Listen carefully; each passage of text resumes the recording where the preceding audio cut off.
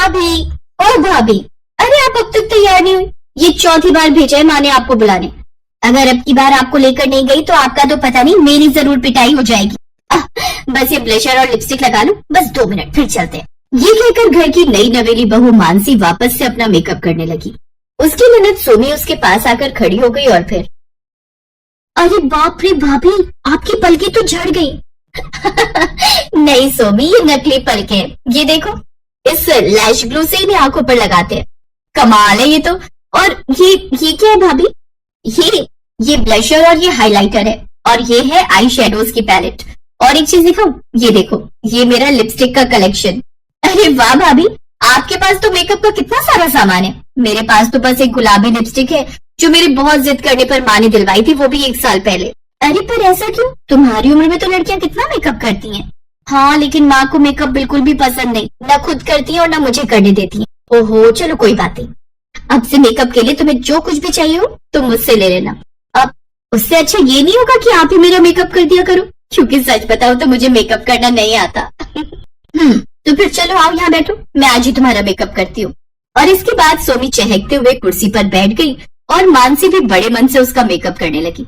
लेकिन इस सब में ये दोनों भूल ही गई कि बाहर मानसी का इंतजार हो रहा था। जब काफी देर तक सोमी मानसी को लेकर बाहर नहीं आई तो सोमी की माँ कल्याणी खुद मानसी के कमरे में आई और वहाँ का नजारा देखकर उनका पारा 7वें आसमान पर चढ़ गया।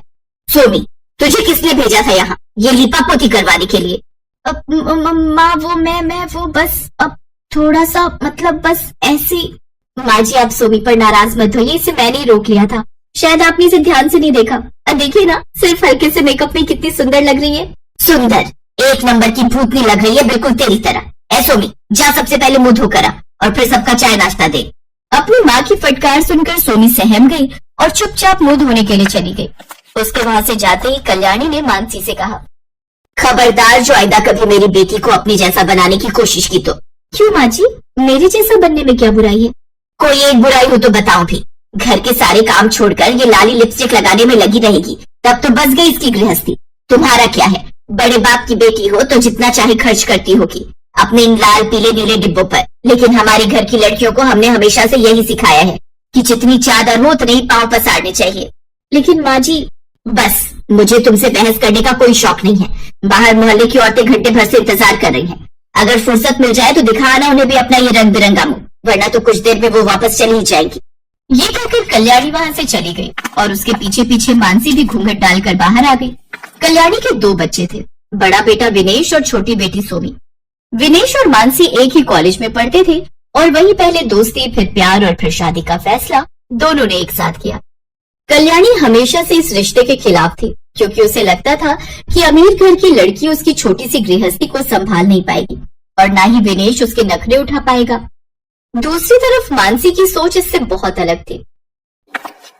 मानसी, मैंने तुमसे पहले कहा था कि माँ के साथ तुम एडजस्ट नहीं कर पाओगी। हर बात पर ताने मारने की आदत है उनकी। देखा नहीं सोमी बेचारी को कैसे डरा धमका कर रखती है। मेरी मानो तो हम अभी से ही। नहीं विनेश, हम माँ जी और सोमी को छोड़कर कहीं नहीं जाएंगे। तुम खुद ही सोचो, हमारे अलावा उनका है ही कौन? बस यही सोचकर मैं भी चुप रह जाता हूँ। तुम्हें पता है मानसी, माँ हमेशा से ऐसी नहीं थी। जब बाबूजी जिंदा थे तो उन्हें भी सजने सवरने का बहुत शौक था, लेकिन बाबूजी के जाने के बाद रंगों से एक अजीब सी चिढ़ हो गई उन्हें।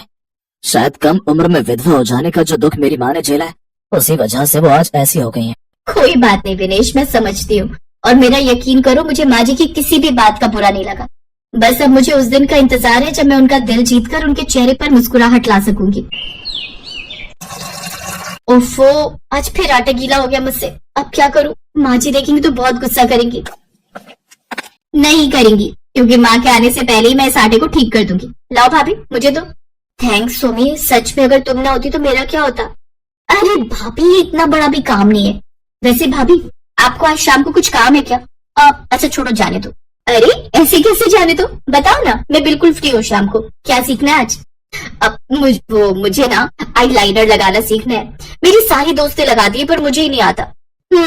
सिखा तो मैं दूंगी, लेकिन तुम्हें उसकी हर रोज प्रैक्टिस करनी होगी, तभी हाथ सेट होगा।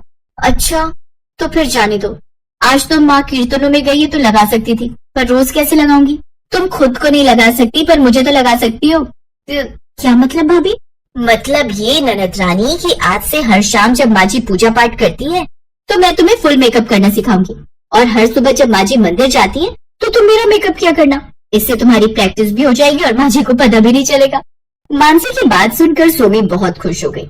और फिर कुछ दिनों के बाद, अरे बिमला, तूने मेरी सोमी को देखा क्या कहीं? हाँ देखा ना, तेरी बेटी को भी और तेरी बहू को भी। वो नुक्कड़ पे जो ब्यूटी पार्लर है उसी तरफ जाते देखा था दोनों को।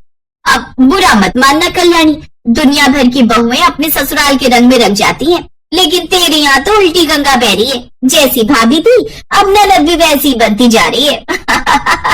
कल्याणी के लिए अब एक एक पल भारी हो रहा था। वो आज सोमी और मानसी दोनों पर बरसने वाली थी। और फिर उन दोनों के घर आते ही, आ गई महारानी। सोमी, आज तो तू नहीं बचेगी, लेकिन उससे पहले जरा मैं इसके दिमाग ठिकाने लगा दूं। क्यों री, तुझे कहा था ना मैंने कि मेरी बेटी से दूर रह, लेकिन तू नहीं मानी। बता बता क्यों लेकर गई थी सब ब्यूटी पार्लर है? अपने जैसा बनाना चाहती है इसे भी। माँ चुप हो जाओ, तुम्हें कुछ नहीं पता। चुप हो जा सोमी, वरना तेरी टांगे तोड़ दूंगी। तेरी हिम्मत कैसे हुई मुझसे पूछे बिना इसके साथ जाने की? क्योंकि उसका जाना जरूरी था माँ, और ये दोनों ब्यूटी पार्लर नहीं बल्कि मेरे साथ सोमी के एडमिशन के लिए गई थी। एडमिशन? सोमी का? कहाँ? और मुझे इस बारे में कुछ क्यों नहीं बताया? क्योंकि अगर तुम्हें बता देते तो तुम सोमी को कभी जान ही नहीं देती। माँ, मैंने और मानसी ने सोमी को एक अच्छे इंस्टीट्यूट से ब्यूटिशियन का कोर्स करवाने का फैसला किया है। नहीं, कोई जरूरत नहीं फालतू पैसे बर्बाद करने की। और ये सब करके क्या करेगी सोमी? तेरी बीवी के जैसी बनेगी। नहीं माँ जी, सोमी मेरे जैसी नहीं बल्कि मुझसे कहीं बेहतर बन सकती है। ये देखिए, शहर में पिछले महीने जो मेकअप कंपटीशन हुआ था उसमें सोमी फर्स्ट आई है। बड़े बड़े मेकअप आर्टिस्ट को पीछे छोड़ दिया इसने, वो भी तब जबकि इसके पास कोई प्रोफेशनल डिग्री नहीं है। और तभी उसके हाथों को थामते हुए सोमी ने कहा, माँ, मैंने ये सब आपसे छुप कर किया, उसके लिए मुझे माफ कर दो। लेकिन सच तो ये है माँ कि मैं भाभी जैसी कभी बन ही नहीं सकती, क्योंकि वो लाखों में एक है। वो मेरी भाभी भी है, दोस्त भी है, और शायद वैसी माँ भी जिसकी मुझे हमेशा से जरूरत थी। सोमी के शब्दों ने इस बार कल्याणी के दिल को झकझोर दिया और उसे अब अपनी गलती का एहसास था। उसने सोमी के सिर पर प्यार से हाथ फेरा और फिर आंखों में शर्मिंदगी लेकर मानसी की तरफ हाथ जोड़ लिए, क्योंकि वो समझ गई थी कि उसके घर के लिए मानसी से अच्छी बहू और कोई हो ही नहीं सकती थी।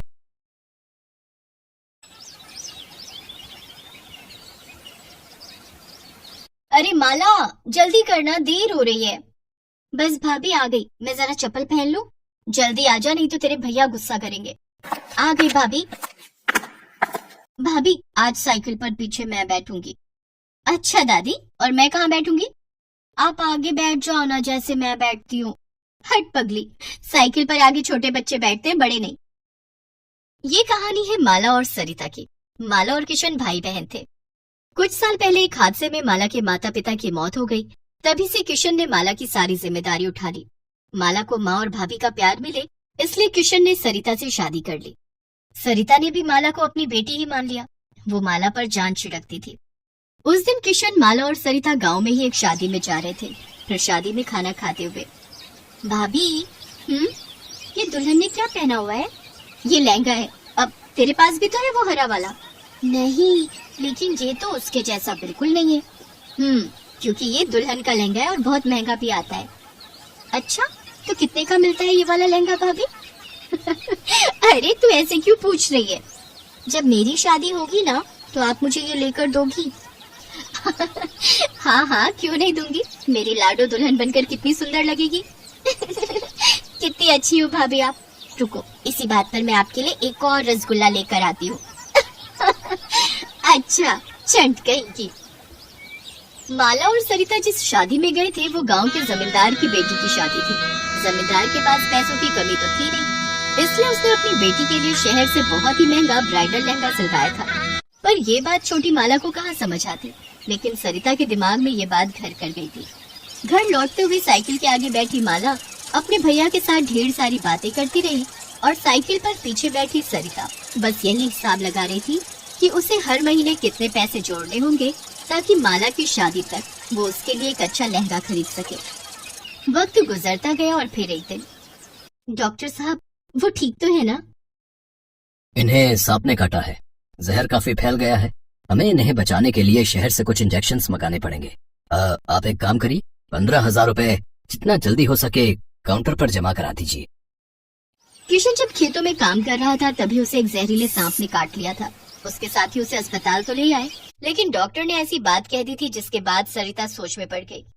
सरिता के पास पैसे थे मगर वो उसने माला के लहंगे के लिए बचा कर रखे थे, लेकिन इस वक्त किशन का इलाज ज्यादा जरूरी था। सरिता ने सारे पैसे अस्पताल में जमा कर दिए।